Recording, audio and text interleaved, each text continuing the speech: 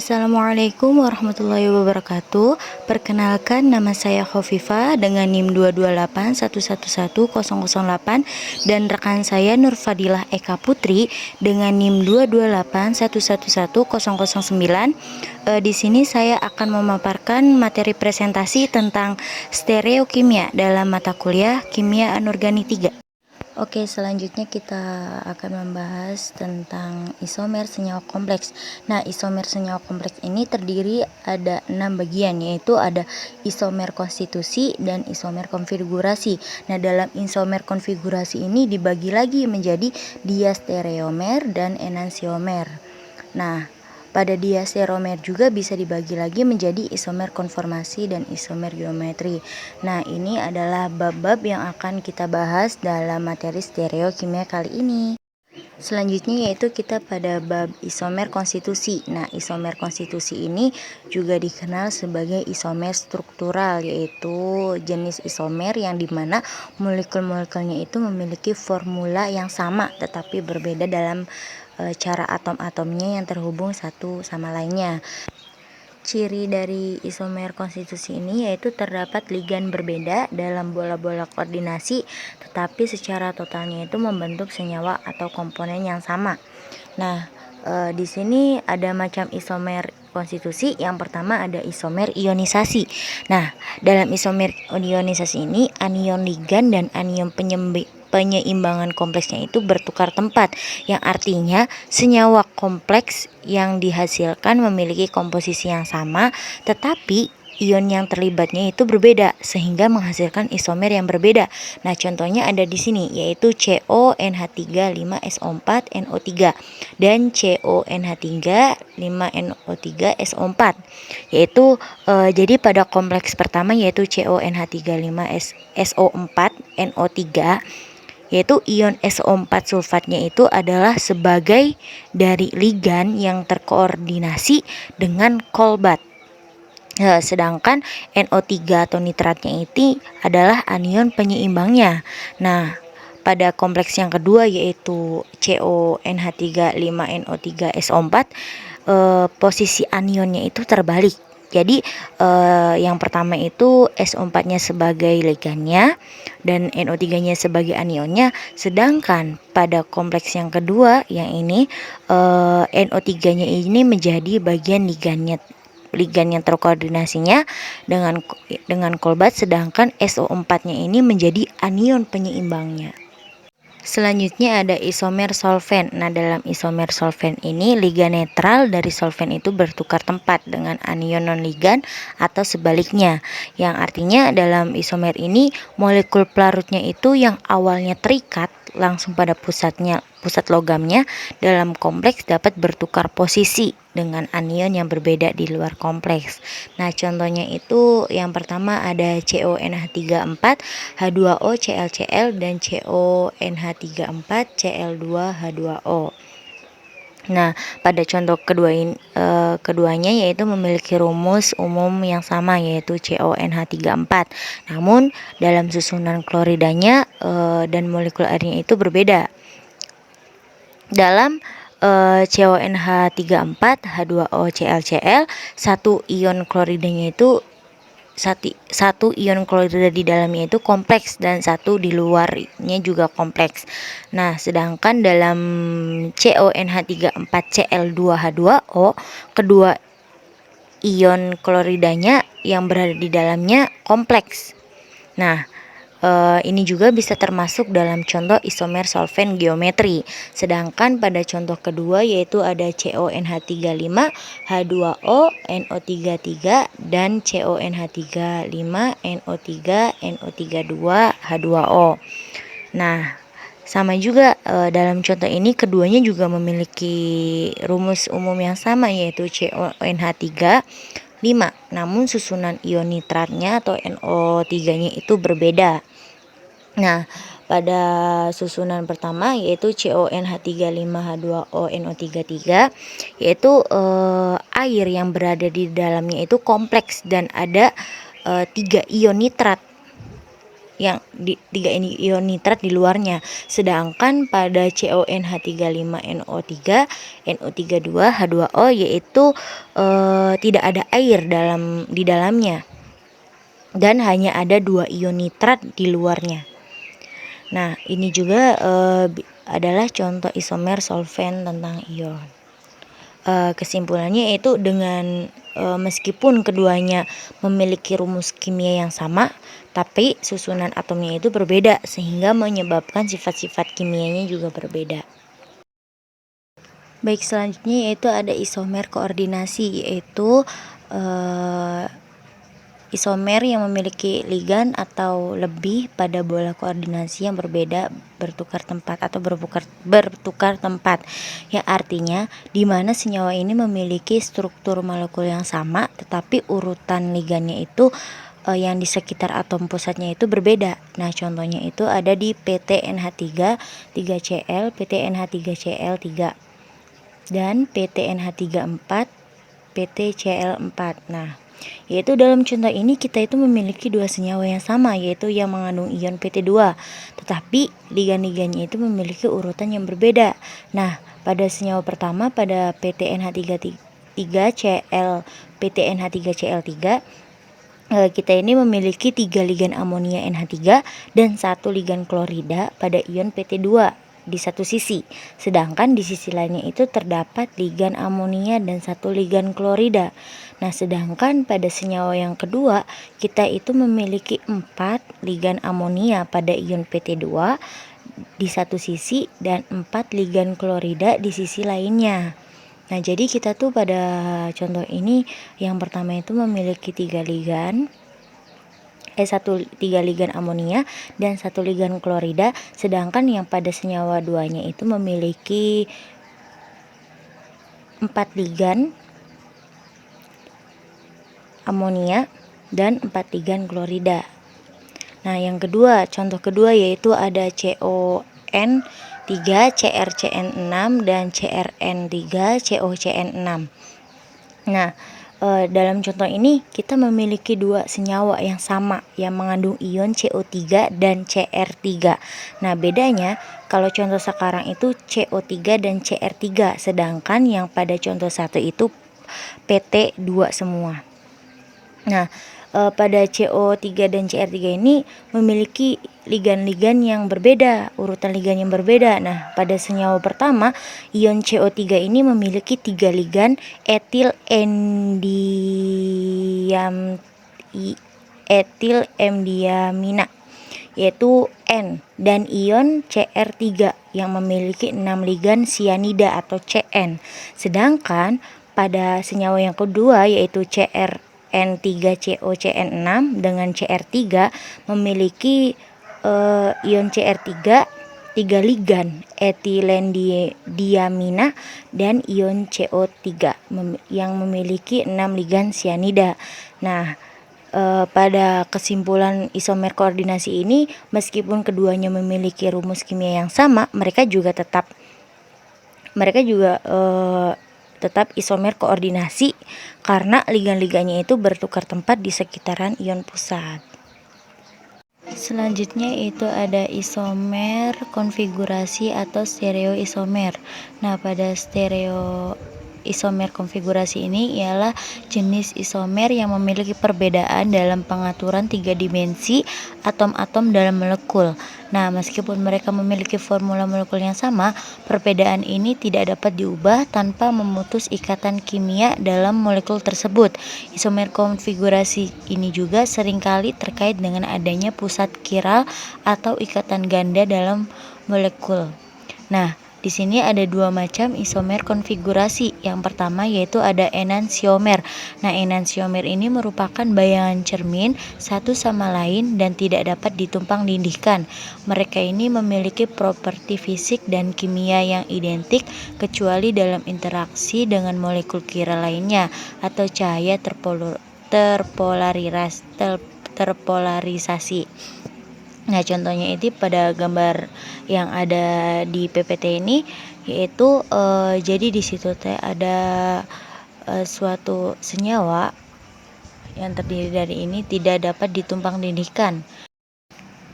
Selanjutnya yaitu ada diastereomer, yaitu merupakan stereoisomer yang tidak terkait melalui operasi refleksi atau bukan bayangan cermin satu sama lainnya. Nah, jika kita lihat pada gambar tersebut secara sekilas, maka kita akan beranggapan bahwa gambar antara sebelah kiri dan sebelah kanan itu sama. Namun ternyata berbeda karena ini juga terdapat garis putus di tengahnya. Namun itu bukanlah pantulan dari cermin. Kenapa dikatakan bukan pantulan dari cermin? Karena posisi pada tiap senyawa ikatannya ini berbeda. Pada di sisi kiri di F sebelah kanan berada di depan, sedangkan F sebelah kiri ini berada di belakang. Nah, karena itu pula sama dengan OH.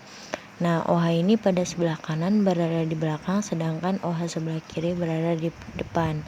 Nah, inilah perbedaan antara diastereomer dan enantiomere. Selanjutnya yaitu kita akan membahas tentang isomer cis dan trans.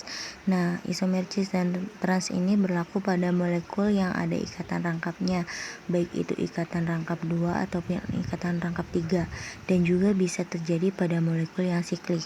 Nah, seperti pada gambar yang tertera di PPT, terdapat dua gambar yang berbeda, yaitu gambar bagian atas dan yang merupakan gambar rangkap, dan yang gambar bagian bawah merupakan gambar molekul siklik. Nah, pada gambar bagian atas kita bisa lihat Cl-Cl-nya itu sejajar, sedangkan dengan kita teliti yang gambar bagian sebelah kanan ini Cl-Cl-nya tidak sejajar. Sedangkan jika gugus prioritas pertama dan prioritas kedua terletak pada posisi yang sama, maka disebut dengan cis. Yang dinamakan dengan prioritas pertama dan prioritas kedua itu adalah Cl-nya, sedangkan jika berada pada posisi yang berlawanan maka disebut dengan trans. Nah, sedangkan kan itu kan sebelah kanan kan Cl-nya tidak sejajar, nah sebelah kirinya itu Cl-nya sejajar, maka itu bisa disebut dengan cis dan trans. Selanjutnya yaitu kita membahas tentang isomer Fak dan Mer. Nah, pada isomer Fak dan Mer ini yaitu memiliki kompleks oktahedral dengan ligan modentat yaitu Ml3Le3. Nah, Fak atau facial ini yaitu memiliki 3 ligan yang sama dengan mengelilingi satu muka oktahedral. Nah, contohnya ini pada gambar yang di atas, di gambar di PPT tersebut. Nah, terdapat satu atom pusat yaitu CO dengan dikelilingi oleh senyawa NO2 yang di atas dan senyawa NH3 yang di bawah. Nah, seperti gambar tersebut yang sehingga menghasilkan bentuk oktahedral. Nah, sedangkan mer atau meridian atau meridional memiliki 3 ligan yang sama, 2 ligan trans dan 1 ligan cis terhadap ligan lainnya. Nah, contohnya ini seperti pada gambar tersebut. Nah, pada mer ini atom pusat CO berbeda dengan yang fake, karena pada ini senyawa yang di sini berbeda karena senyawa yang di atas nanti akan membentuk huruf T dengan NH3 2 dan NO. Nah, NO-nya ini yang di atas 1 dan yang di atas 2. Selanjutnya yaitu ada contoh Fak and Mer, yaitu untuk kompleks dengan ligan kelat yaitu AAA dan BBB. Nah, sama seperti contoh sebelumnya ya, di sini ada contoh pertama yaitu pada Fak. Nah, pada Fak ini sama satu atom dikelilingi dengan ligan-ligan yang sama, yaitu dilihat dari gambar sendiri CO dikelilingi oleh 3 ligan sama di atas dan 3 ligan sama di bawah, sehingga menghasilkan bentuk seperti oktahedral. Nah, sedangkan pada mer ini sama seperti sebelumnya juga, contohnya pada ligan yang di atas ini terbentuk sama, sedangkan pada ligan yang kedua juga berbentuk sama, sehingga bisa ditarik atau diputar sehingga menghasilkan huruf T. Hai teman-teman, saya Nur Fadila Eka Putri ingin melanjutkan mengenai isomer. Nah, di sini saya akan menjelaskan mengenai isomer alfa, beta, dan trans. Nah, isomer alfa dan beta dalam konteks kimia, khususnya dalam hidrokarbon, mengacu pada dua jenis isomer yang memiliki rumus molekul sama, tetapi memiliki perbedaan dalam struktur molekul. Isomer alfa dan beta biasanya ditemukan dalam hidrokarbon seperti alkana dan alkena. Nah, pengertian dari isomer alfa sendiri merupakan hidrokarbon mengacu pada isomer yang memiliki jenis ikatan rangkap yang berbeda. Nah, di situ ada contohnya ya. Untuk isomer alfa sendiri, ketiga cincin pada bidang berbeda. Nah, di situ ada contohnya. Dalam isomer alfa tidak ada lagi dua ligan yang koplanar. Isomer ini merupakan diastereomer pada bentuk trans dan beta, karena isomer tersebut bukan bayangan cermin, juga isomernya kiral. Oleh karena itu harus ada isomer alfa lain yang merupakan bayangan cermin dari isomer alfa pertama. Nah, pada contoh tersebut kan sudah jelas bahwa ketiga cincin pada bidangnya itu berbeda. Nah, di sini itu cincinnya tidak satu bidang, tapi ada pada dua bidang. Nah, sedangkan pada isomer beta kini hanya terdapat dua cincin koplanar. Cincin ketiga kini berada di luar bidang.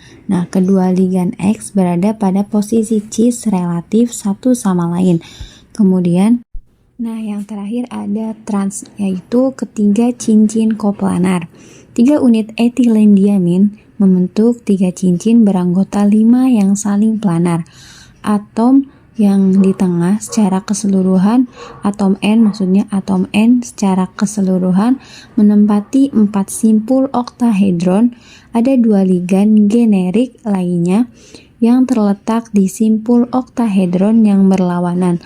Oleh karena itu, isomer tersebut yang seperti contoh ini yang merupakan transisomer. Dilanjut dengan isomer ikatan atau ambidentat. Isomer ikatan atau ambidentat dalam kimia koordinasi mengacu pada isomer yang terjadi pada kompleks dengan ligan ambidentat. Apa sih ligan ambidentat itu? Ligan ambidentat adalah ligan yang dapat berikatan dengan atom logam pusat melalui 2 atau lebih atom dalam struktur ligan. Nah, di sini ada contohnya, yaitu ada contoh dari yang stabil dan kurang stabil. Nah, teman-teman, isomer ikatan ambidentat yang stabil dan kurang stabil itu berbeda dalam struktur molekul kompleksnya. Isomer ikatan ambidentat yang stabil memiliki struktur molekul yang lebih stabil dan lebih umum ditemukan dalam kompleks kimia. Nah, di sini juga ada contoh ya. Di sini tuh ada CONH3 5 kali NO2Cl. Nah, di sini itu masih umum karena pakainya NO2. Sedangkan yang tidak stabil itu isomer ikatan yang ambidentat yang kurang stabil memiliki struktur molekul yang kurang stabil dan lebih jarang ditemukan dalam kompleks kimia. Nah, contohnya di sini ada ONO. Nah, ONO dan NO2 itu berbeda karena strukturnya juga berbeda, walaupun iya di sini NO2 O-nya ada 2, sedangkan ONO juga O-nya ada 2, tetapi urutan pertama atau ikatan pertama atau kestabilannya juga berbeda ya. Dilanjut dengan isomer konformasi. Nah, apa sih isomer konformasi dalam kimia?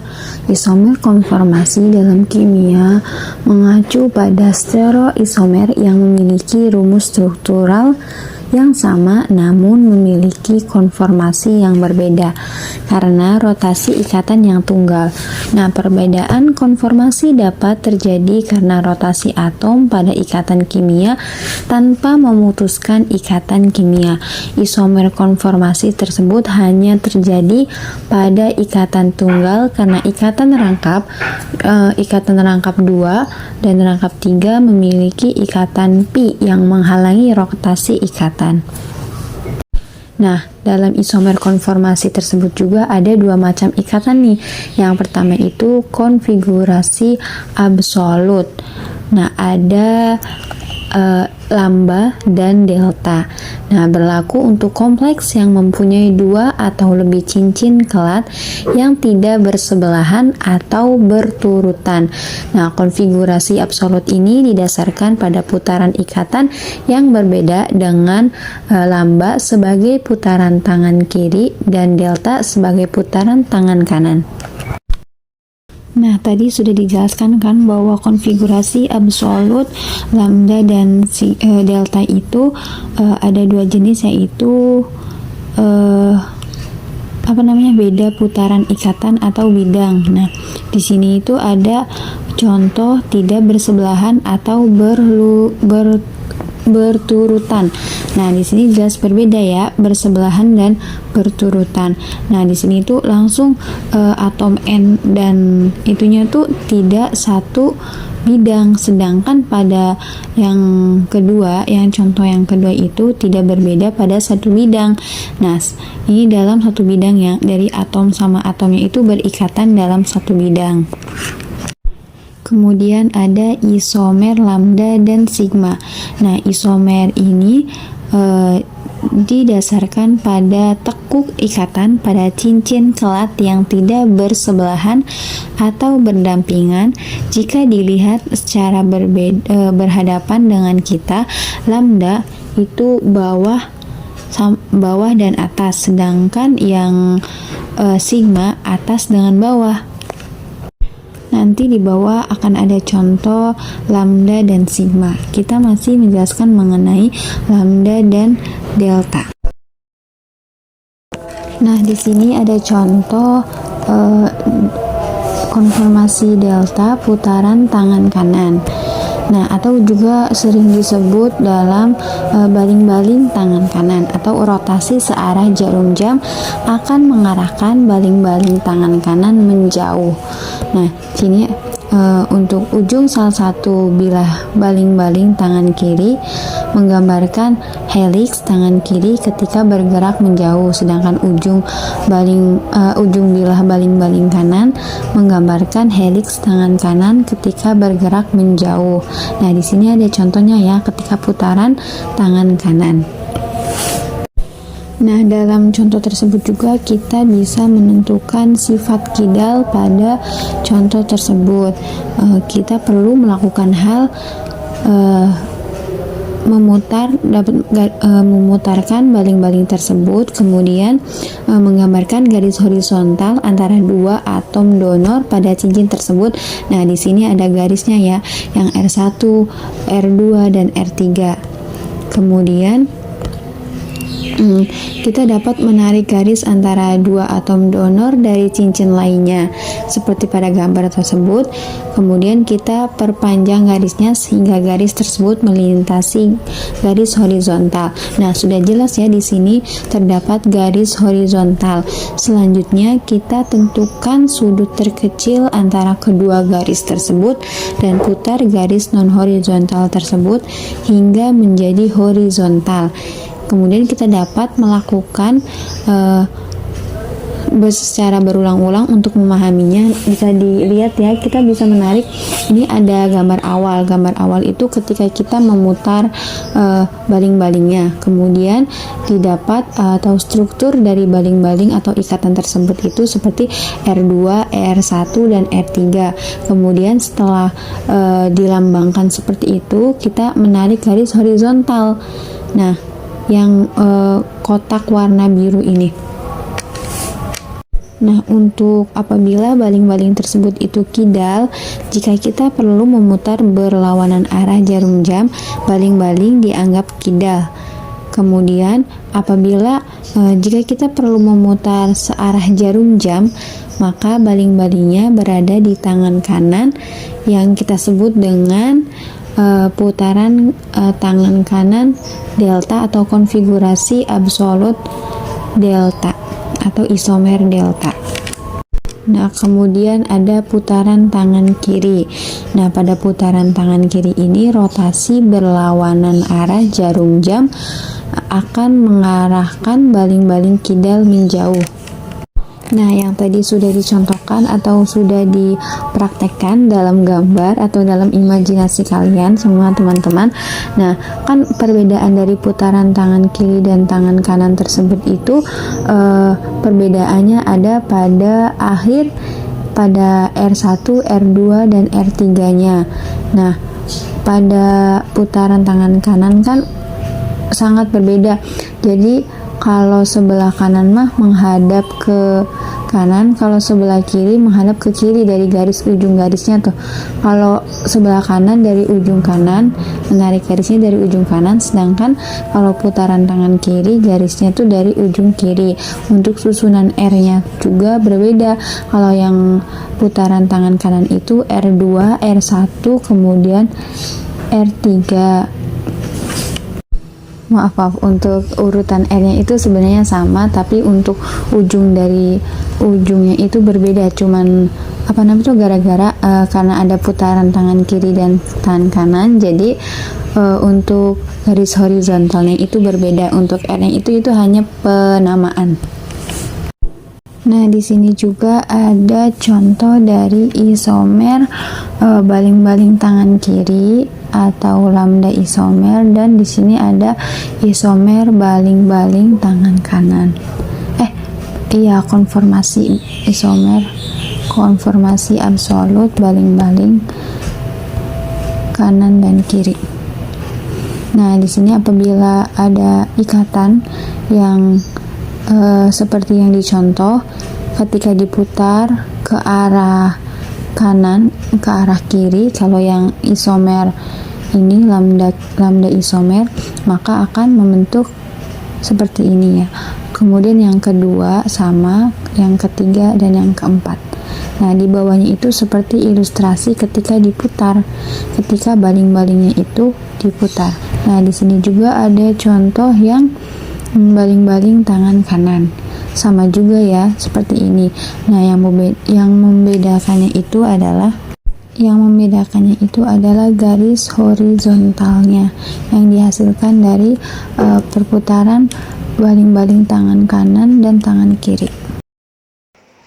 Terima kasih, sekian dari pemaparan materi kelompok kami. Billahi taufiq wal hidayah. Wassalamualaikum warahmatullahi wabarakatuh.